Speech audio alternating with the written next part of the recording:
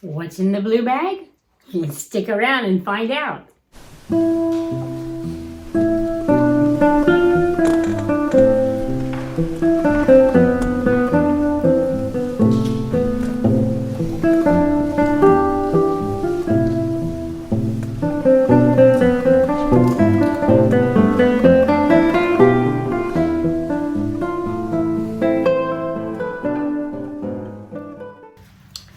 Those of you who follow me on Facebook when I'm walking Caminos have seen my videos of the blue bag. It may seem like just an ordinary shopping bag, but it's much more. Let's take a closer look. This is the bag I used this past Camino. As you can see, it's pretty beat up. There's some holes in it. It's a Chico bag, and it stuffs into this little pouch inside. And then I've also attached a bungee cord because I use this for a lot of things, not just shopping. However, the primary purpose of my blue bag is my grocery shopping trips. When I go to the store, as I'm shopping, going down the aisles, I put everything in my bag.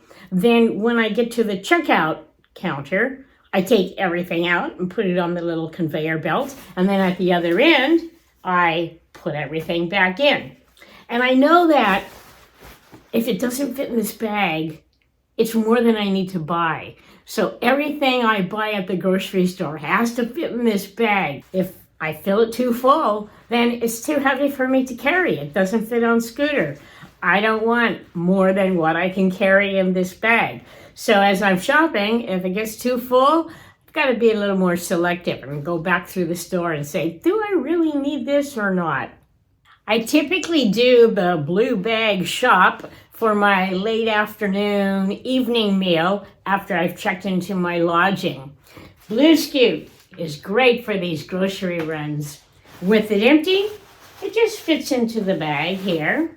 But then when it's full, I hang the full bag on the handles and there you go. We scoot on back to the hotel. To give you a better idea of my blue bag meals, here's a video that I did this last summer in Spain.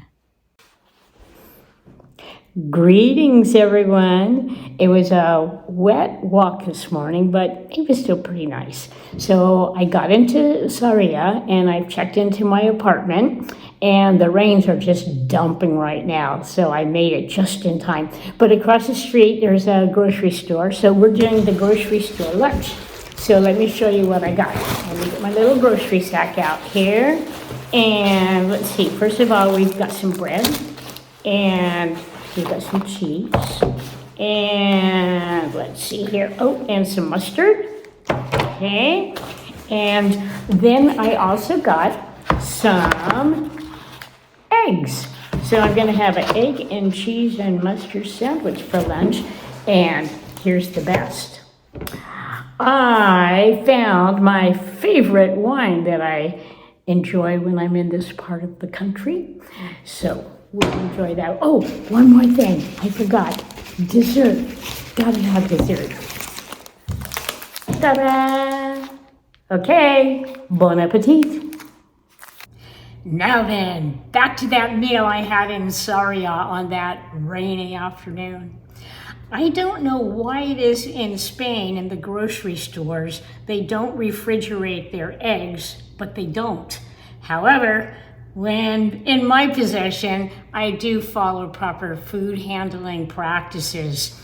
Eggs cooked or raw should never reach a temperature above 40 degrees Fahrenheit. When I get back to my hotel, if I have a refrigerator, in they go. If not, I try to obtain some ice from the proprietor and make an ice bath for them to keep them cold. I've discovered that most accommodations along the Camino have a pot for boiling water, such as this one. So here's what I do with my eggs.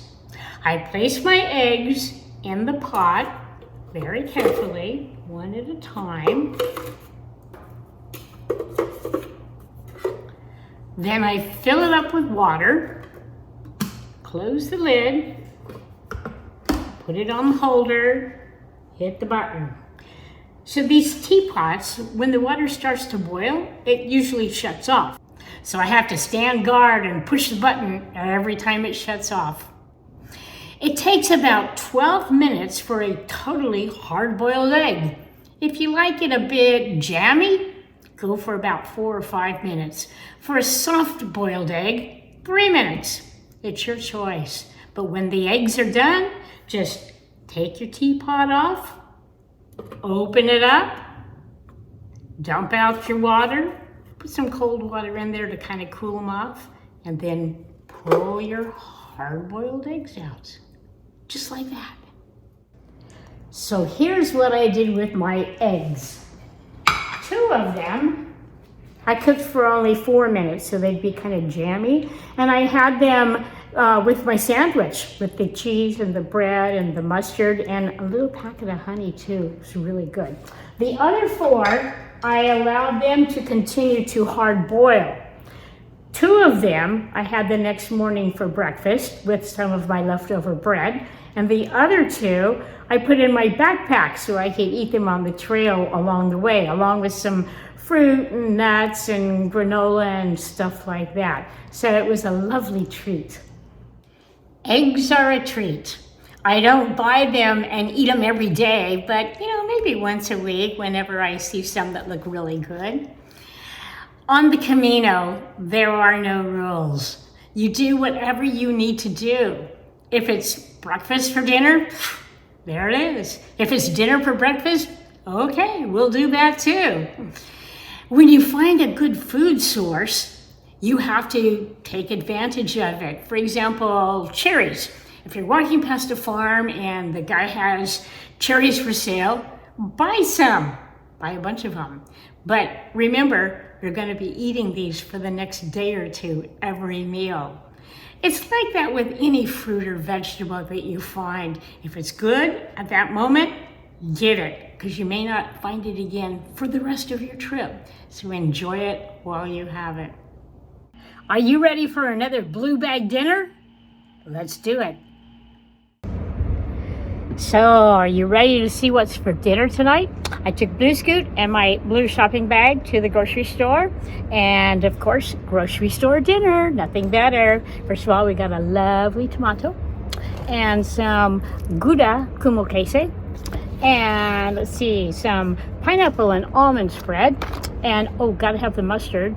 And then what else do we have in here? Oh, we've got some, what are these? They're like tomato, queso, and oregano chips. Okay.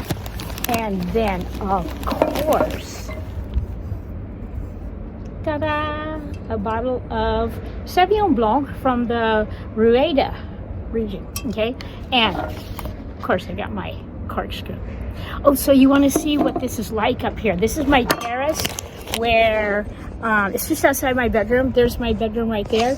Now, this little sun terrace out here, it looks out over all of Madrid. Is that cool? Let me do the whole panorama here so you can see what it looks like. Yeah, all the way up there to the church. Yeah, pretty cool. Okay, you ready for dinner? I am. Bye. Are you ready for the blue bag dinner? Okay, I am. First of all, I already opened up my wine. It's wonderful. It's a Verdugo from Rueda. Then we have some eggs. I'm gonna boil them in the teapot, which you can't see. It's holding the camera up. So we're gonna have hard-boiled eggs. And I've got some really nice chunks of Parmesan cheese. And what else do we have here? Oh, I've got a Philadelphia cheese with herbs. And look at this. This is kind of neat. These are edamames. Yeah. So I think what I'm going to do is like heat them up in the teapot and then, I don't know. We'll see. Oh, and of course, got to have milka for dessert. Oh, and yeah. Look at this lovely loaf of bread. Yeah. Okay. Here we go. Bon appetit. It's time for some music. This past summer, I was walking in the Castilla y Leon area and took a morning coffee break at a bar. The speaker system was playing 70s music. Loud and clear was the lyrical voice of Paul Simon singing Still Crazy After All These Years. As I listened, I thought this would be a great tune to arrange for our horns. So as I walked over the next few days, I got it all worked out in my mind. And as soon as I got home, I wrote it out on paper, and here it is. Paul Simon, Still Crazy After All These Years.